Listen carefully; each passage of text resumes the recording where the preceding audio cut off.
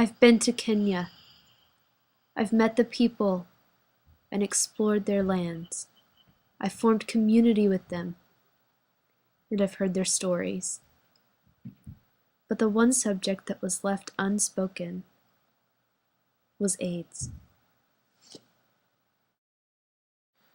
In Kenya, those hit most harshly with HIV/AIDS typically live in poverty. Families lose primary breadwinners to AIDS, and most cannot afford health care. According to one scientific report, the relationship between poverty and HIV/AIDS is bidirectional. The pandemic aggravates poverty, which in turn contributes to the spread of HIV. In Kenya, living in poverty means living with very little land, unemployment, and little to no food for oneself or one's family. Being poverty-stricken means poor education and not enough money to pay for medical expenses. In Nairobi, the capital of Kenya, approximately 60% of people live in informal settlements, or places that do not have access to water, electricity, waste disposal, health care, and education. To get by, many women become prostitutes. In sub-Saharan Africa, 57% of people infected with HIV are women. In Kenya, most cases of HIV/AIDS also occur in women. Women between the ages of 15 and 24 face triple the likelihood of being HIV positive than men. In many heterosexual relationships, men hold the power. Therefore, their sexual behaviors are women's highest risk factor in contracting HIV. When these females do get the virus, they are typically blamed for bringing the disease into their family. For some, women can receive support from non-governmental organizations, or NGOs. Groups like the Kenyan Network of Women with AIDS, or KENWA, provide counseling, food distribution, and referrals for health care and antiretroviral therapy. Some support also comes from the National AIDS Control Council, a governmental agency that provides school uniforms, treatment for opportunistic infections, and rent for some victims of HIV/AIDS. However, most government support goes through to NGOs. However, most women cannot manage living with HIV/AIDS because they can't get to a healthcare facility, which is located far away from their homes, and because their living conditions just aren't sanitary. In a study conducted among members of the NGO Kenyan Network of Women with AIDS, almost 70% of the women had not received primary school education. When they learned of their HIV-positive status, over a quarter of the women denied their infection and continued to live their lives. Women with HIV in Kenya fear to tell others of their disease because of stigmatization. In this study of women living with AIDS, only half of them had sexual partners that supported them as they continued to cope with the disease. Others threw the women out of their households. In Kenya, many women have sexual partners that have multiple girlfriends or wives, and some don't even know how many sexual partners their boyfriend has. Because of the stigma and yet congested living arrangements, women with HIV/AIDS have trouble hiding their HIV-positive status. For those that receive the proper medication, they typically cannot take the meds without anyone noticing.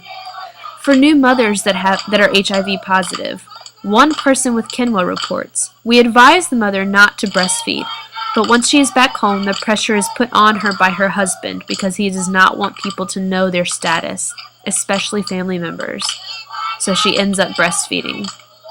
This exposes many children to the virus. In the study, 33% of the women had children who had died, possibly from HIV/AIDS. Many children are the unspoken heroes in Kenya when it comes to HIV/AIDS. Many HIV-infected adults rely on their children to take care of them and provide for the family. Because they're so young, the kids may not have all the information needed to carry out such difficult tasks, but they try.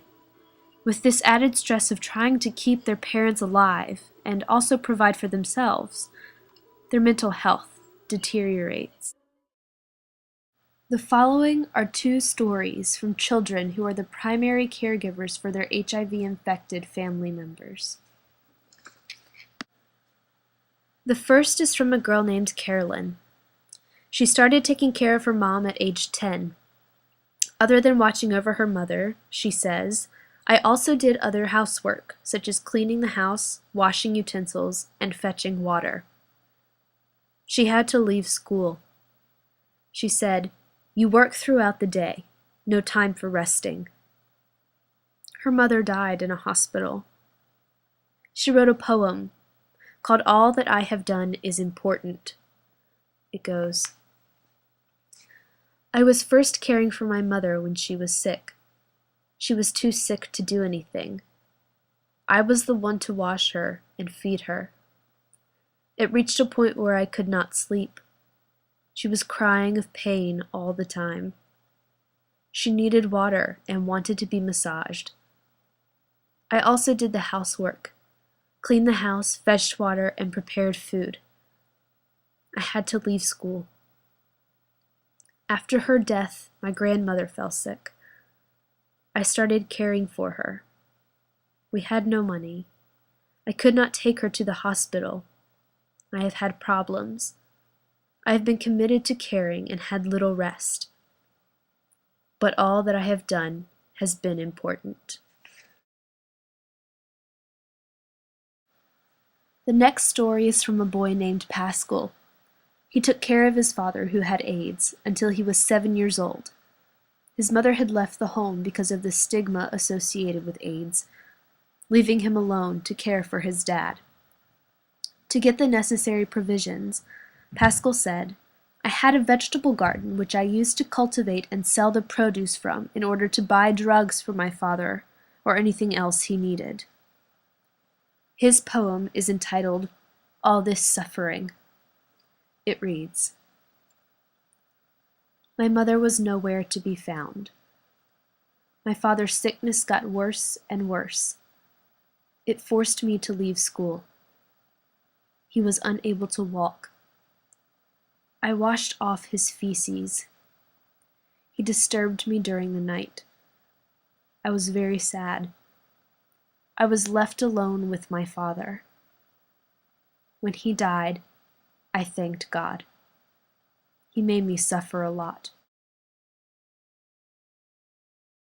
My experience in Kenya didn't expose me to any of these AIDS-related truths. Yes, I saw poverty, and yes, I saw suffering.